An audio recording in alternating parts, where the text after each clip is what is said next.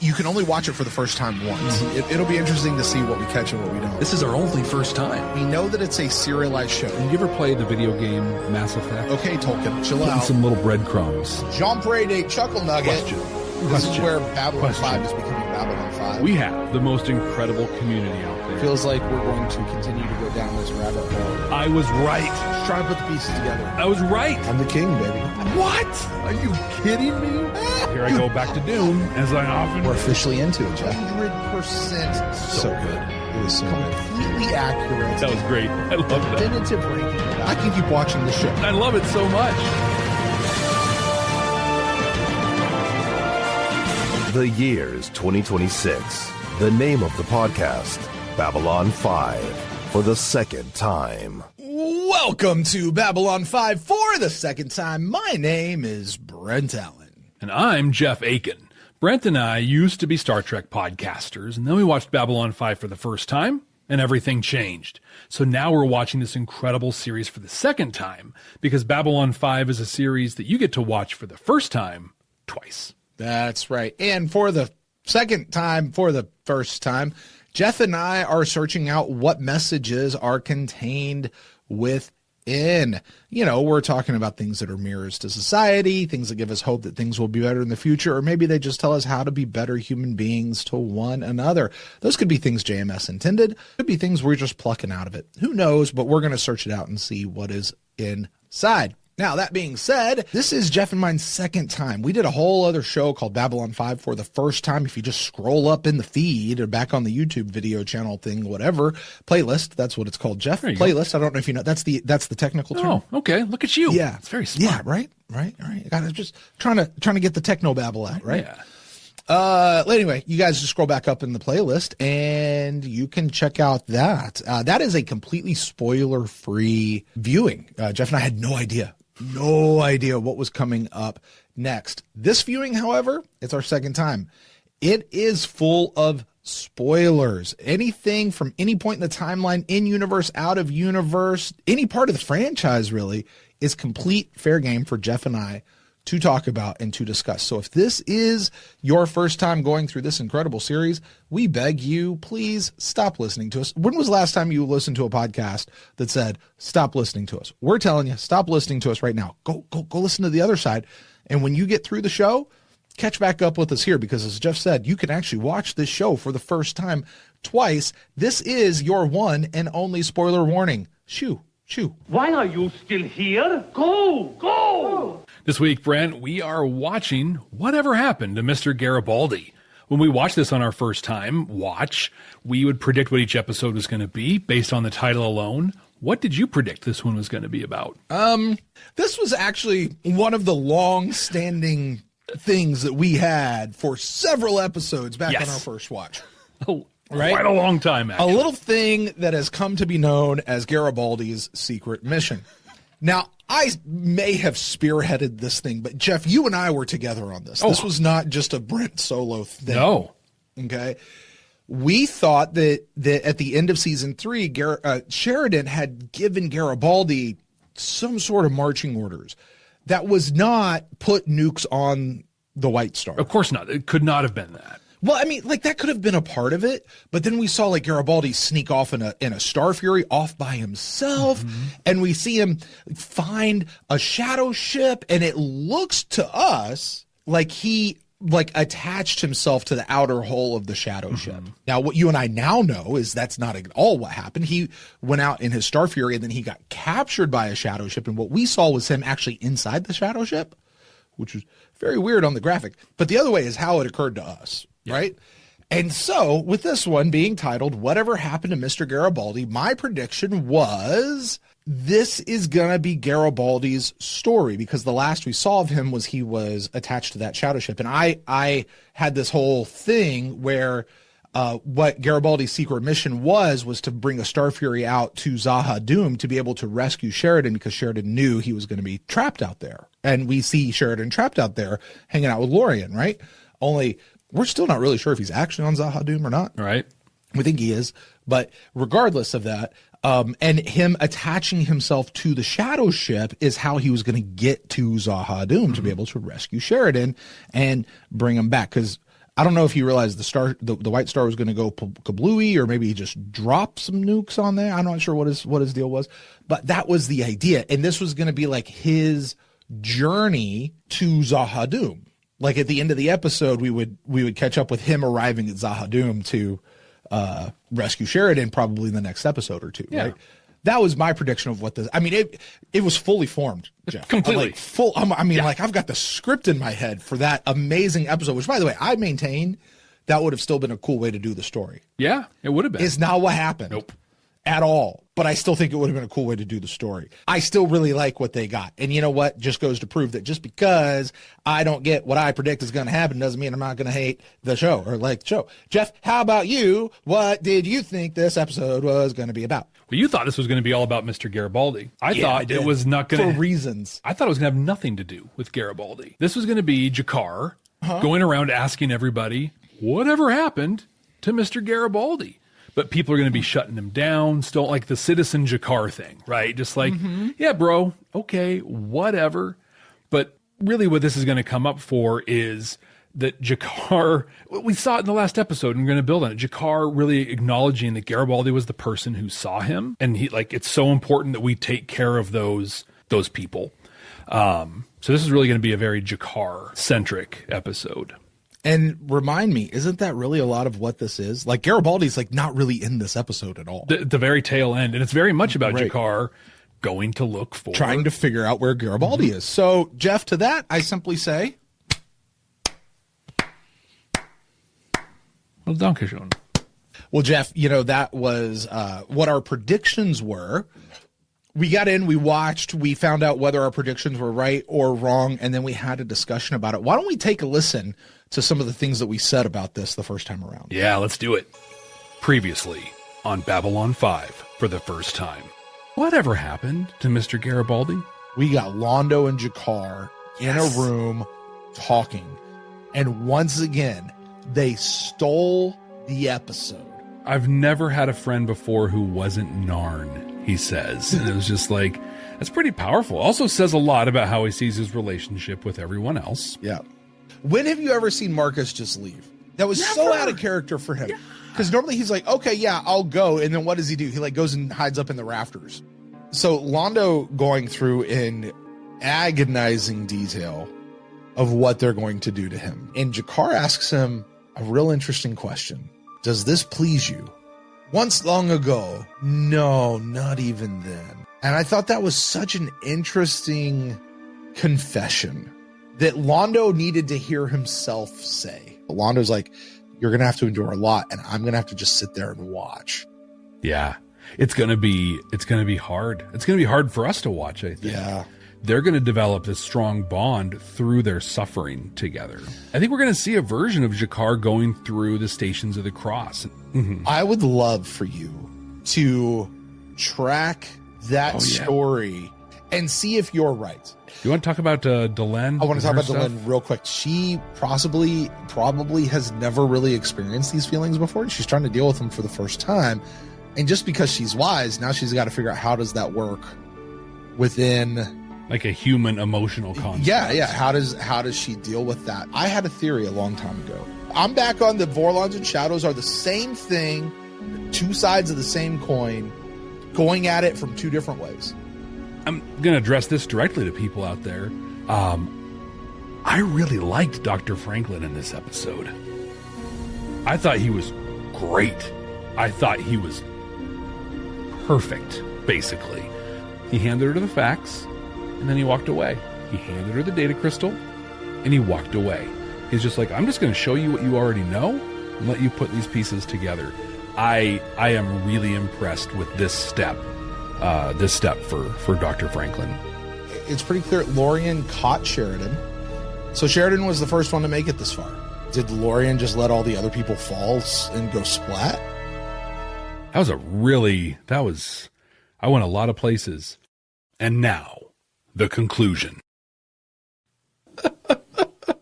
What a huge splat. Epiphany. Did he just let him go splat? He just watches. He's like, oh, here they go. Oh, nope. There's another one. Oop, well, I guess. Let me get my first one squeegee.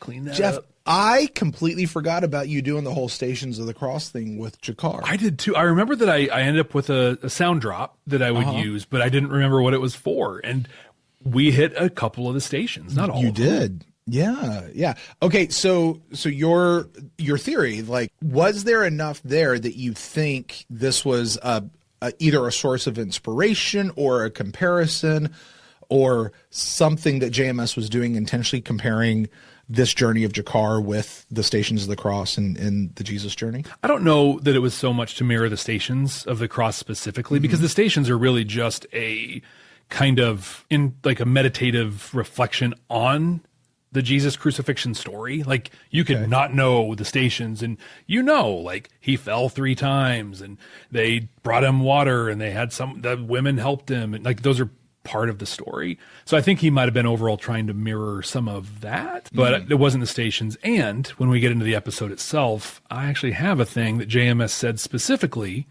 not about this, but about us trying to figure out what his inspiration for a thing was.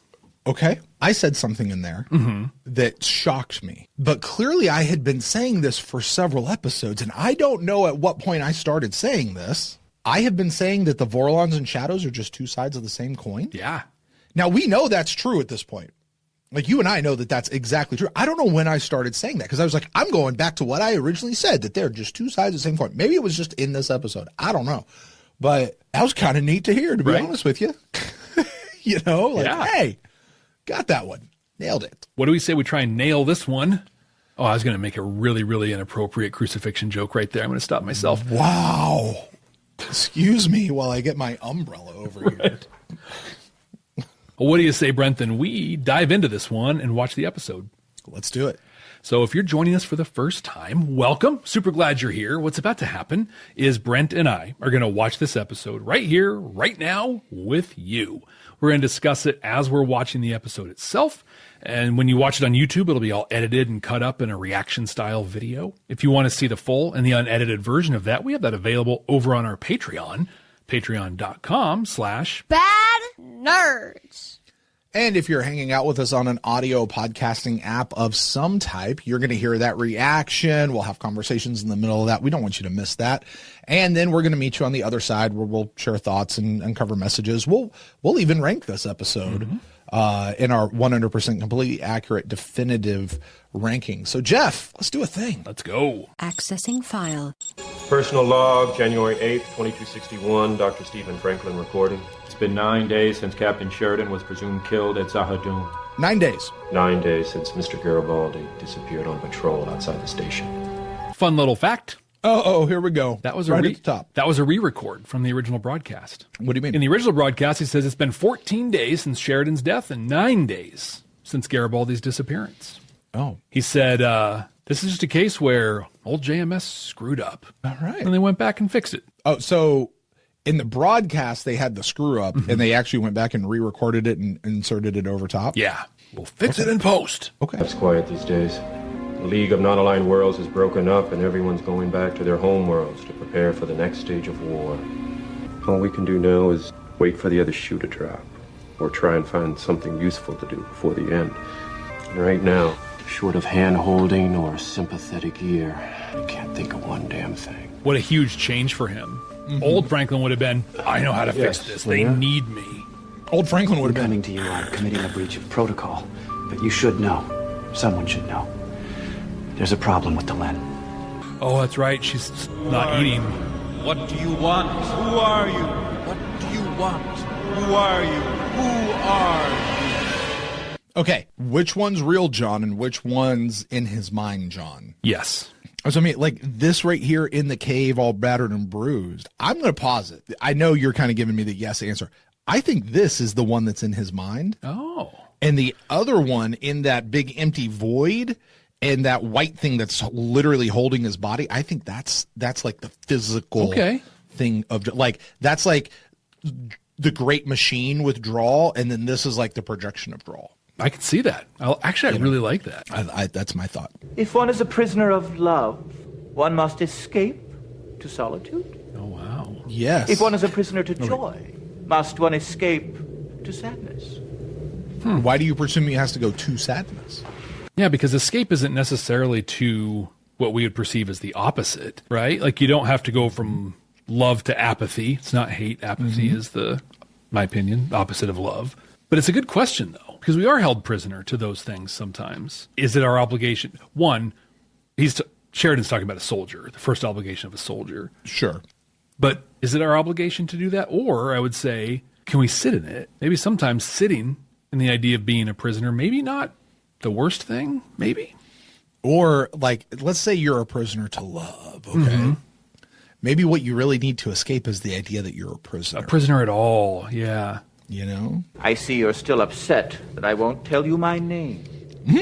Like, I almost think that should have been Lorianne's response. More of not, do you have to escape, but, oh, so you consider yourself a prisoner here. I mean, there's the cave. You can't create language without thought. And you can't conceive a thought without language.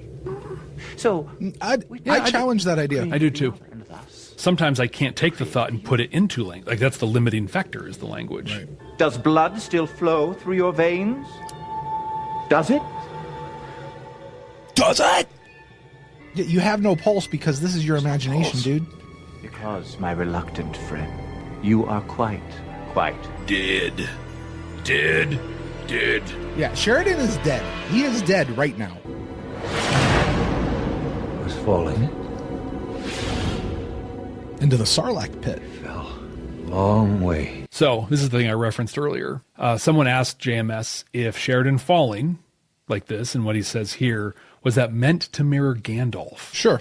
And he says, no, I was not thinking of Lord of the Rings. In fact, I was thinking about Orpheus going into the underworld, the classical notion of descending into hell to find oneself or something else. Orpheus had Eurydice. I don't know how to say her name. Eurydice. Sheridan has Delenn. He goes on to say that he gets very upset when people try to interpret where his inspiration is coming from and what he's trying to pull something from. He says, read more than just sci-fi and fantasy. It's pretty funny how much he was railing against, like, just watch my show. Like, don't sit there and be like, was that from this? Was that from that? No, it's Babylon 5. That's what it is. You know what's interesting is the whole thing with Orpheus. And that's so interesting. Oh, my gosh. Okay. The whole thing with Orpheus is his wife dies on the wedding day. Like, I think it's a snake bite or something like that, right? And she goes to the underworld. She's there with Hades. And so Orpheus goes and he breaks in to Hades. And he's like a musician. So he's like playing music and he winds up charming a bunch of people. And he gets her out and Hades says, okay, I will let you go, but you cannot look back. Oh. And Orpheus's curiosity gets the better of him. And he turns around and he looks back and he winds up losing his wife forever. The idea that Sheridan is in this place where if he looks back, he could lose, you know what I mean? Like in whatever you're doing, you can't look back. You got to just go forward. Like that's the moral of the story. If he looks back, he dies, essentially. Like he stays dead. Exactly. You put your eyes on the prize and just keep moving forward and don't look back. Yeah. Right? Like, because looking back does not do you good when you're trying to move forward, right? So, but here with Sheridan, what's he doing? Is he looking back or is he pressing forward? It's interesting.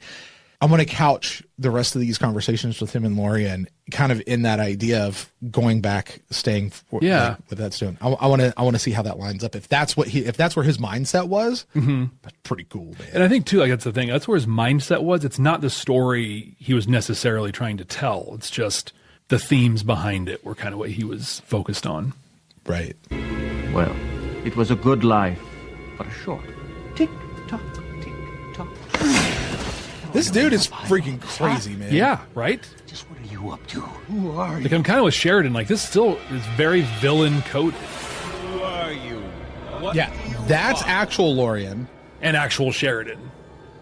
Yeah. Sheridan's got a haircut here, man. Now, aren't you? Yes, I see you are. But closer to tick or closer to talk, I don't know. Only time will tell. And here, between the moments, we have all the time. The dash. Where, oh yeah, the dash. Jeff, where do you spend an infinite amount of time? Where you have all the time? Where are you when you're in between the tick and the talk? Where? Your imagination. Oh, yes. Right? You're in your dream world. You're in your mind. right? That's where you are. But that's when time really has no value, because you can form an entire history of something like that in your mind. Like, think of any piece of sci-fi or fantasy. Entire worlds and universes were created. The entire thousands of years of history and timeline is bam, right there. Yeah. It's all in my mind. There's a partial serial number on this piece. It matches the ID number of a Star Fury that belongs to a friend of mine. His name is Michael Garibaldi. He disappeared almost 2 weeks ago. If this is from his ship... I don't want to talk to you about Star Fury drifting in the vastness yeah. of space is too small to run across by accident. Garibaldi's Star Fury is not drifting. I said I got nothing to say to you. How did you know? I got a tip, okay? The man says he doesn't want to talk to you. Man, you just made a mistake, bro. I was going to say, this is Sir Jakar. It's no concern of yours. It's my bar. I'm making it my concern. Now get out. I've come a long way. I intend to finish my conversation. Hey, by the way, Jakar is in the wrong here. Yeah. Such a negative personality.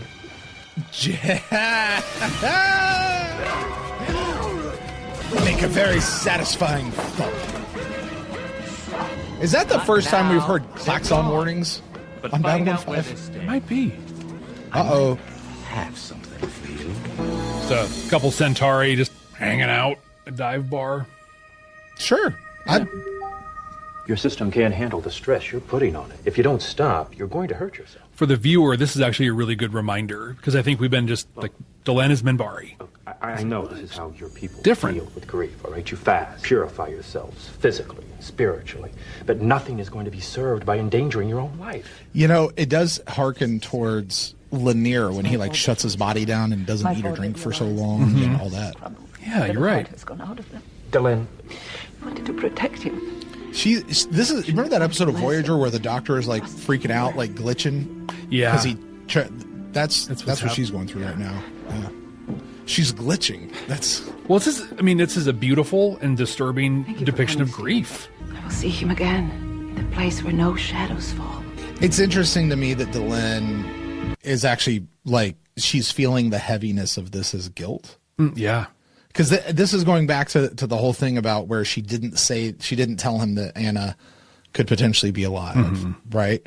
Which I don't think she should have brought that up at all. To the best of their knowledge, if you didn't do what Morden did, you were dead. It's one or the other. It's one or the other. That's the best of their knowledge, and it's not going to do John any good to be like, oh, maybe she's not dead, when you find out that that's a possibility later on. Yeah. It's not going to do him any good.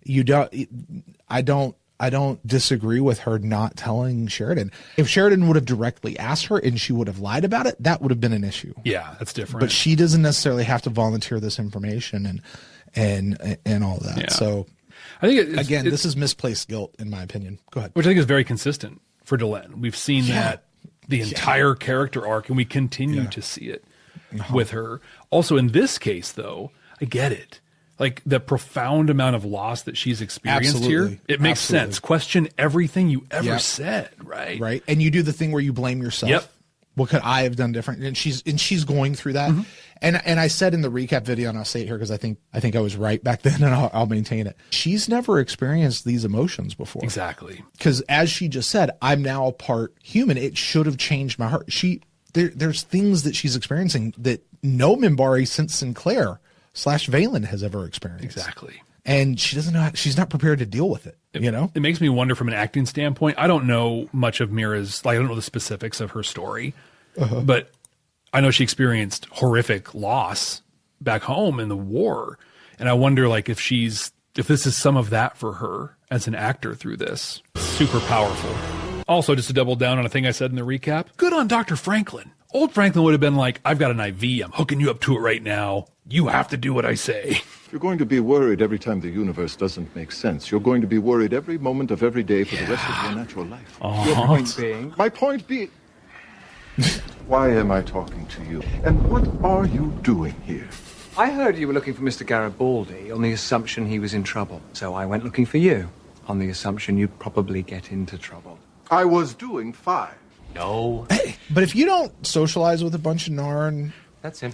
Don't they kind of look? That's the one. That's what I love about this. It's not that they all kind of look the Citizen same. Jakar. He gets it. He sees them. The last of the Kari still free. This guy smells a promotion. There's a reward for his capture, dead or alive. Yeah? Which pays the most?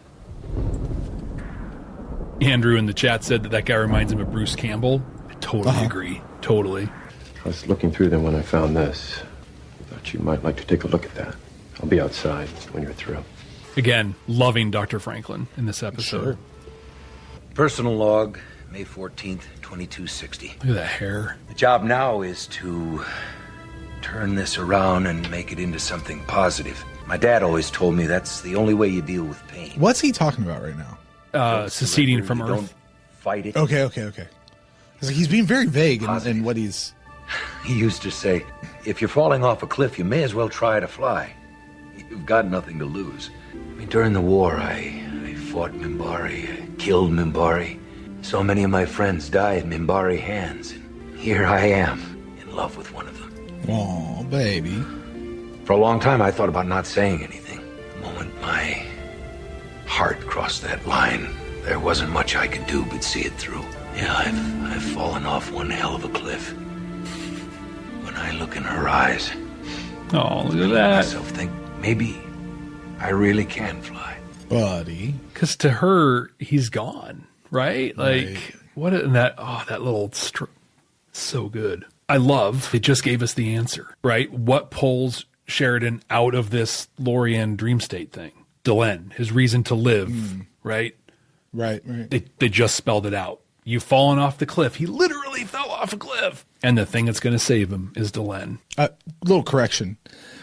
Sheridan didn't fall off that cliff. He leapt right off that bad boy. And according to our newfound friend... Yeah, grossest scene in the entire series. Unacceptable. Have you ever brushed your teeth like that, though? With my finger, yeah. You Not with a glove. Dude, you get some extra roughage on that glove, you can get some stuff off, man. You better wash that glove. Say. What's our next step? Marcus, if you stay here... I like how the Jakar Marcus stuff is kind of lighthearted, because what Jakar's about to have happen, holy crap, right? Yeah.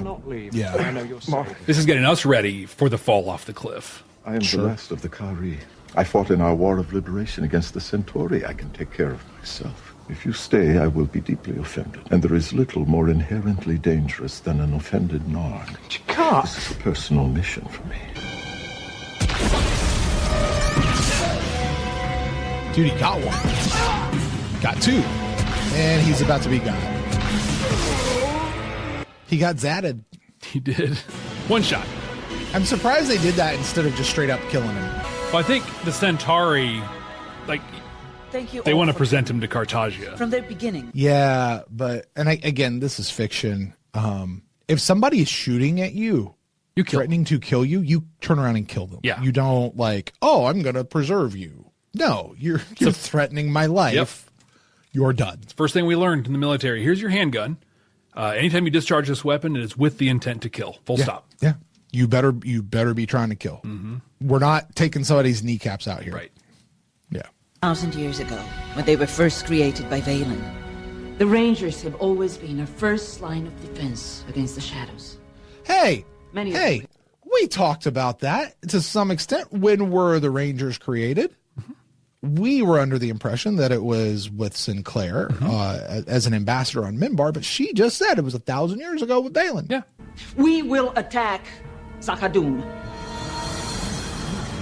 Plan is to wait 7 more days so that any ships that wish to join us can arrive. Then, with darkness before us and destruction behind, we will strike. The chances of success are small. If we stay here and do nothing, even smaller. So we go. As a dear friend said to me, if you're falling off a mountain, you may as well try to fly. Yeah, that's not the quote, but get close enough. That's good. At the end, I offer you one final chance to fly. So, I know the first time, this is where I started bagging on Delenn quite a bit. And she's just like, all right, so, didn't get my way. Let's go attack Zahadum. Mm-hmm. Is this different than her voting to attack Earth after Dukat died? Because it's done out of an emotional response and stuff like that. Like a reaction, an emotional reaction. Maybe. This feels much more measured than what happened with Dukat. Like Dukat was, I'm angry and kill them all. Get them all. This feels much more, we're going to go after him. Here's what we're going to do here. Like it feels more measured. Is it really the same? It might be. It feels like it might be. Yeah. But I still don't think it is. It's fair. But it might be like it's just more measured than it. Which could be a result of maturity. Just a moment. Right. Essentially. Right. And it doesn't mean it's wrong, even if it is emotionally based. Exactly. Just because I reacted to this thing doesn't mean it's the wrong response. It might be, but it doesn't mean it is. Time it is. Yes, but the Emperor was most insistent. He says you must come this moment. Why? He does not reveal his mind to me. Because he's a His psycho. intentions. Come with me. Hurry. Or his Give me a intentions. moment. No. Yeah, Varini's like, I'm going to be the one that gets killed if you don't show up on time. Right. Go. Malone. You've kept us waiting. I should be very upset with you. Which is why I've secured you a gift. A gift? A gift. I wanted you to see it as soon as it arrived. Well, it is unnecessary for you to... Nonsense. No one turns down one of my gifts. Besides, I know you'll like this one. It's something you've wanted for a long, long time. Would you like to see your gift now? Yes, Majesty. Good. Is it that dancer I married forever ago that I had to leave? Maybe. Right. Maybe. And that's going to be a resounding no. Right? There he is, the last of the Kari. I know he's been a great burden to you. But now he's here for our amusement. And well, when he ceases to be amusing... Not funny. Oh, Malari, have you nothing to say? Yes, Majesty. Thank you. Dude, Peter Jurassic's playing this right on the line. You. Yeah, he is. Yeah. Have you anything to say? Do you by any chance happen to know where Mr. Garibaldi might be? Who? Who? And here it is. Are you ready to take your Babylon 5 for the first time experience to the next level? With our exclusive Patreon, you'll get access to all kinds of cool stuff that you can only find there. Our recording notes, unedited reaction videos, an exclusive Discord community. And you can even be listed as a producer of the show. Plus, we even offer exclusive meet and greets and hangouts. You won't find this kind of experience anywhere else. Get all these amazing benefits, plus the opportunity to interact with other fans from around the world. It's being part of a huge community where everyone shares the same appreciation for Babylon 5. Subscribe at patreon.com/Babylon5First. That's the number 5 and the word first to get access to these incredible benefits. That's patreon.com/Babylon5First. We can't wait to see you there. Okay, I want to run it a little bit. JMS had some pretty interesting stuff to say on this, and I want to watch it through the lens of what he says. Okay. It was shot fairly conventionally, but as we got into editing, the scene just did not work at all. Okay. So I said, let's do something we don't normally do. Let's try a visual approach that's not usually a part of sci-fi shows. So I put the sequence together, and my feeling is, break your format once in a while, or you get stuck in a rut. Take chances. The worst that'll happen is you fail. But he took this from more of the detective, police, law enforcement-y kind of quick cuts and things like that. He wanted to create that unease that you get in those when you're watching the criminals in spots. Okay. But he just hated the way it worked on a regular edit. So they didn't have to reshoot it. They just re-edited it the way. Which, just to those out there in not production land, good editor is everything. Yeah, absolutely it is. And you're talking specifically about this scene here with Garibaldi, not necessarily what's going on with your car. The Garibaldi stuff. Got it. Okay. All right. Who? Who?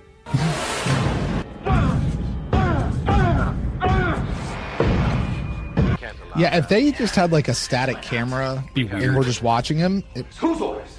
Whose orders? Whose orders? Your vital signs indicate you're being somewhat less than honest. That room has to be so tiny that he's in. Well, yeah, I mean, he's almost hitting the ceiling with his head. You're stuck in this tomb. I don't know where the hell I'm at. Maybe figuring out what you want is the only way out. Well, silly me. Okay, and he's currently on the Psycor ship. is what we know, right? And so if we could, I want to track this. Okay. So he flies out in his Star Fury alone to fly all the way to Zahadum and find out what's going on with Sheridan. Something like that. And along the way, he comes across some shadow ships, and he winds up getting captured by the shadow ship. And the shadow ship is carrying him along, and they make a pit stop with their good old buddies at the Psycor and drop him off. And then poop his ship out there and blow it up, and some salvage guy comes by and gets some pieces out of it. Is that? They explain at some point kind of what happens. I don't remember.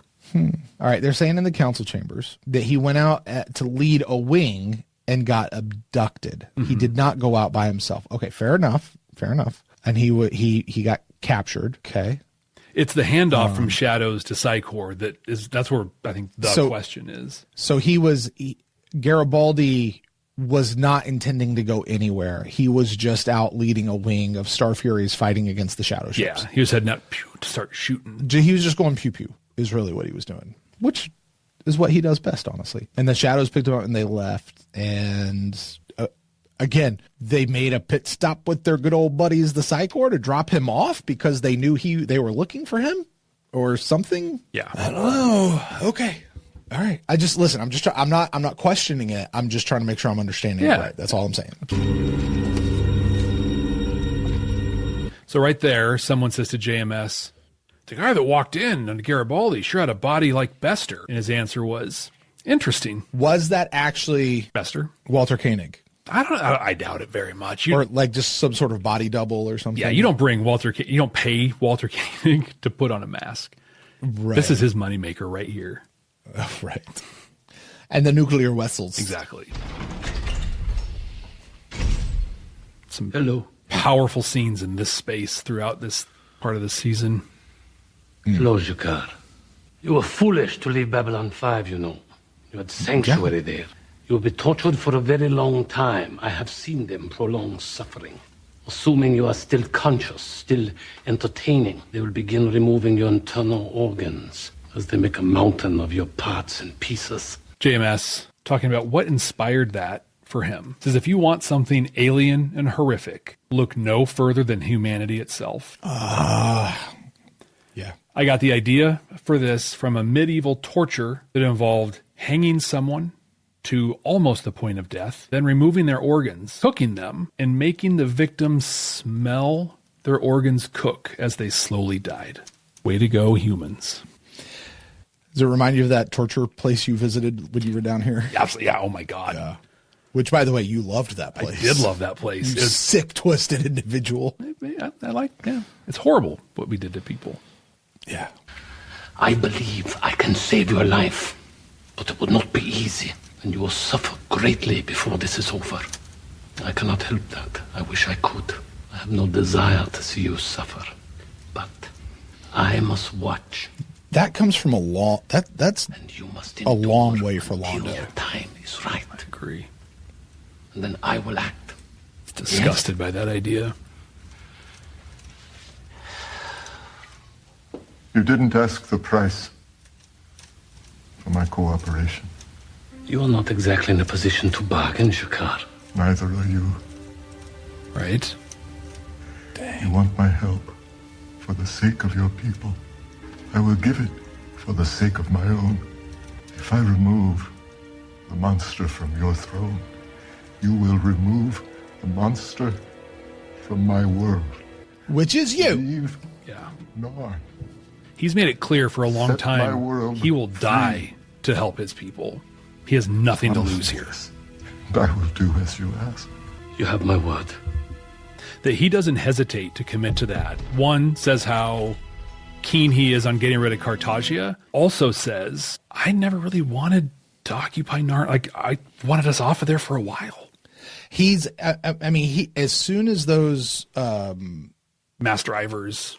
Yeah, he was like, no, this is not what I wanted, And I think we often say we want something or even think we want something when really we don't. All we're doing is bloviating. We're just letting off steam, You know, we do it all the time. You know, I'm going to kill you. No, I'm not going to kill you. I'm just really mad at you right now. He threatened me. No, not really. But yeah, he kind of did. But no, not really. He's just mad. Like, he's just blowing off steam. It's just this old thing of doing. But what did Lorien say earlier in the episode? Words have power. Yeah. When you're angry and you're bloviating and you're letting off steam, you need to be careful what you say. Yeah. And sometimes you back yourselves into making really stupid decisions in that moment that have effects that you really didn't want or intend. Or maybe you did kind of want it, but not really. Right? Right. And that's Londo. I think Londo this whole time has been like, this isn't exactly the way I really wanted it to go, but it's I don't exactly like how it's being done or how it's being said, but I do kind of like the result that we're going to be on top again. So that's cool. But yeah, okay, we'll do that. Also, by the way, doesn't Londo keep his word? Mm-hmm. Yep. Doesn't Londo keep this promise right here? He sure does. Right away. Yeah, buddy. Mm-hmm. I want to rewind a little bit. This is a powerful little scene we kind of brushed over. I talked over it, I think. You have my word. So he opens the door. Uh-huh. And just blinding light hits G'Kar. And what does he do? Smiles. Yeah. I feel like I remember talking about that. Did we talk about that in our first episode? I think so. And if we didn't, we should have. But yeah. Andrew asks in our council chamber, so what was Londo doing when he answered Morden in season 1? He was speaking out of anger. Yeah. There was, I forget exactly what it was, but there was something that happened with G'Kar or with him as a Centauri there as an ambassador, and he was speaking out of anger. What do I want? I want Centauri to be the great ruler, to not have its balls neutered, to that's what I really want. Yeah. You know, he was speaking from that sort of a place, really of anger and resentment. Yeah. But I don't know that that doesn't mean that he wanted mass drivers thrown at Well, I think it's what you were saying earlier. Sometimes we say something out of anger, a reaction of something, and then we kind of get called on it in the moment. And instead of being like, you're right, I was pushing a little too hard, instead we double down on it. You know? Well, and we watched him double down. That was the quite thing. quite a few times. Both G'Kar and Londo, when Morden asked the question, were like, I want to destroy these people. And Morden pushed it. And G'Kar had the wherewithal to be like, well, I mean, we just, like, we're good. Like, at that point, we're fine. Londo doubled down. And that's what Morden was looking for. Who will carry this through? Right. And where did that come from? That comes from his own personal pride. Exactly. At the end of the day, G'Kar was able to humble himself. Londo held on to his pride until he was able to humble himself. Yeah, and what's amazing at that point with G'Kar, we had no idea he could humble himself. Turns out. This is the fire I set when I woke up down here. I was old when the molecules of your world joined and called themselves land and sea. For him to be old, that would indicate he had a beginning. Mm-hmm. You're one of the first ones. No. Not one of the first ones. The first one. I am the first one. Yeah. You know a way out of here, don't Does that imply that he is the creator? I don't think so. No. In fact, I think he talks later about I'm waiting. For what? Like things changed as a result. You're the first. And he's not a race. He's just Lorien unto himself, right? Do they know? Of course. That's why they come back to Zahadum every time they're driven off. Because I'm here. They think they're showing respect. Did you know you have a Vorlon inside you? Excuse me? Well, a piece of one. You will die. Jump. Jump now. Gosh. Is that its name? I think I met it once long ago. It. He told me to jump. Lorien's calling him it. Did he know? Sheridan's calling him he. Well, JMS said that he figured the Vorlons were at a point where like our idea of gender couldn't even apply anymore. Yeah.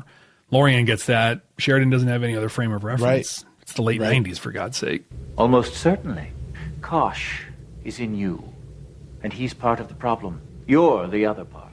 You're both still clinging to life, both afraid to let go. Afraid. You must. Jeff, that's been a theme here. It's the thing, fear. And surrender yourself to talk.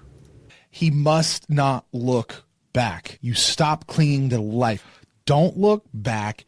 Surrender yourself going forward. Orpheus. Yep. Right back to it. I can't. The others need me. You can't turn away from death simply because you're afraid of what might happen without you. That's not enough. I don't know how to do that. Then I cannot help you. It's easy to find something worth dying for. Do you have anything worth living for? Yeah, what a powerful question. I can't see you anymore. As it should be. What do you see? What if I fall? How will I know if you'll catch me? I caught you before. What if I die? You die. You know what occurs to me right here? He's doing the same thing that the Vorlons and Shadows do in a couple episodes. Will you go with us? Right? Don't let me go. Okay. What if I do that? What if he's in the same spot right now? But he takes the next step. They don't. Yeah. Well, no, they do. Well, then, yeah. It's just they haven't yet. Thousands of years later. No, but they'll go with him, right? I cannot create life, but I can breathe on the remains. Yeah, I cannot create life. It may not work, but I can hope. Hope. Ooh, I like that. Fade to black for us. Hope is all we have. Do you have anything worth living for? Sleep now. I will watch and catch you if you should fall. Glenn, it was seated the whole way. Still in his mind, though, right now. And this is where Lorien gives him some of his life force, right? Gives him his 20 years. Yeah. Which apparently isn't enough. And that was the terrible cost that, it came at a terrible cost. Yeah. Yes. We got it at a terrible cost. What? Your life. Now, Lorien gave us some of his, so we got an extra 20 out of it. But Sheridan died. Sheridan's done. That was the cost, was Sheridan's life, Sheridan's death. That's an interesting way of looking at it. I think we've been saying it's the short 20 years that was the cost. No, the cost was that he literally died. Well, and when you go back to the Stations of the Cross thing, right? The thing is, he dead. He dead. Yeah, he died. Right? He's not caught between a tick and a tock. Nope, gone. I mean, unless, well, let me take that back. If the tick is death and the talk is moving on, then yeah, he's caught in between, right? Or do you go back? What's he going to do? Where he's at a crossroads. What's his choice, right? But he died.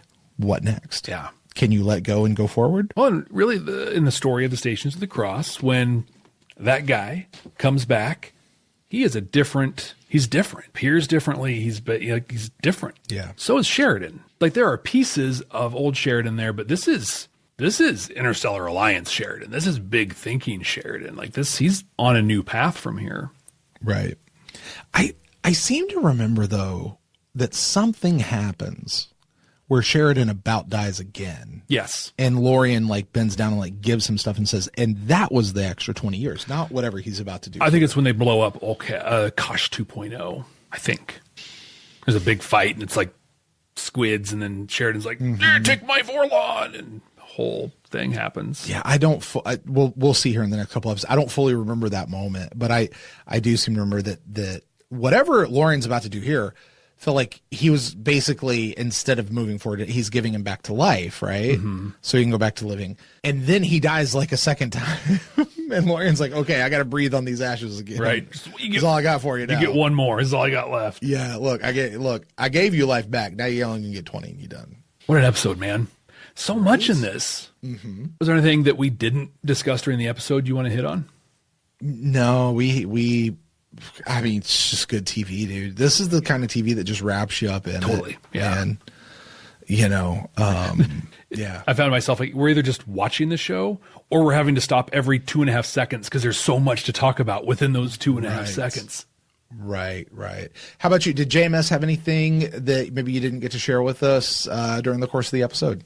No, I got to share the big stuff. Take My Vorlon. That's a good song name. For our band that we're forming here, right? The last of the Kari. Yeah, Take My Vorlon, please. It's also a great shirt. Just Take My Vorlon. I'm sorry. Anything from JMS? No, nothing more. I think we covered the stuff during the watch itself. Well, then with that, Jeff, we only have one more job to do with this particular episode, and that is to place it in our 100% completely accurate and definitive ranking of Babylon 5 for the second time, season 4, Quattro. Jeff, the question is, does this episode go above or below Hour of the Wolf? Is this 1? Is this 2? What you got for us, buddy? I'm not going to, I don't know. It's number 1. Hour of the Wolf was okay. Whatever happened to Mr. Garibaldi was... Garibaldi? Whatever happened to Mr. Garibaldi? I think that works for podcasting. Garibaldi. Whatever happened to Mr. Garibaldi is incredible. Like, this is the Babylon 5 that we love, where it's 20 pounds of potatoes stuffed into a 10-pound bag. Absolutely. Well, Jeff, that's going to do it for whatever happened to Mr. Garibaldi. Wow. We don't really know. He got put in a room, and then somebody's standing over him doing like, "Who are you? I'm Darth Vader from the planet Vulcan." He's got a great 5 o'clock shadow, though. Like, right. Next week, Jeff, we are continuing with what we now know as this little mini binge. We're continuing with the summoning. Mm-hmm. Jeff, do you remember what you thought about the summoning when we watched it the first time? This is honestly where I find myself stuck in the place that you've talked about since we came into season 4, where I'm like, okay, so there's all these episodes, all this stuff happens, and there's what I think happens in this one, what I believe I remember from this episode, and I could be talking about an entirely different episode here, but I think this is where I really started getting angry at Delenn. Like, Delenn's really focused on this, like, we're going after Zaha Doom thing, and really just... I remember seeing her as being blinded to reality and just so focused on her reaction. Is this the episode that Sheridan comes back? Because I know like she's doing the thing where like she's talking to him, they're up on the scaffold, and like Sheridan just like walks on. I think that's the next. I think that's episode 4. I think I think it is also. I don't remember. Yeah, again, I don't think it's quite in this episode yet. Yeah, I don't remember for sure. Yeah. What do you remember about the summoning? Well, you just said I don't remember. Everything that happened between episodes 1 and 6 is one thing in my brain, and you're asking me to tell you which happened in which one, and I don't know. Like I really don't. Here's what I remember: it was freaking awesome. Okay, yeah. Whatever it was freaking awesome. You know, my guess is if I really had to dig in, this is Jakar getting tortured. Yeah. This is the one with Jakar getting. Oh, you think it's the whip one? Yeah. And Sheridan's learning more from Lorien. It's those two things. I don't know how much we really get to see about Garibaldi's deal in this one. You assume we pick it up a little bit more, but not really sure. Well, what's exciting about this as we come to a close, Brent, is next week, I think you and I are going to find more out about Babylon 5 than anyone who's watching this at this point, because they're just like, how can you not remember? These are the things that happen. We'll see that next week, and you don't want to miss that, so make sure you're subscribed. Like, comment, be a part of the conversation, be a part of the community, right? We have an incredible community around us. They protected us when we watched it the first time. They're surrounding us now and enjoying this second watch with us. We'd love to have you as a part of the community as well. You can do that in whatever podcast app you're listening on. You can do it on YouTube in the comments. You can do it on our Patreon at patreon.com/badnerds. Wherever you're at, we'd love to have you be a part of this ride. But the one thing you can do that will really help not only the show out, but really mean a lot to Brent and myself is to share this show. Share it with somebody who loves Babylon 5, or share it with somebody who needs to get on board as we're sailing through season 4, heading to just absolutely incredible heights. So with that, my name's Jeff. Hey, Jeff. Yeah. Hey, Jeff. Yeah. Jeff. What? You know what you need to do? What? You need to sing that thing, that jingle thing you were working on. Are you serious? Yeah, do it for everybody. So? Do it. Okay. Yeah, do it. Do All it. Guys, you're in for a treat. Here we go. Give me a break. Give me a break. Break me off a piece of that vor or lawn. I mean, we're not some deep space franchise. The station is about something.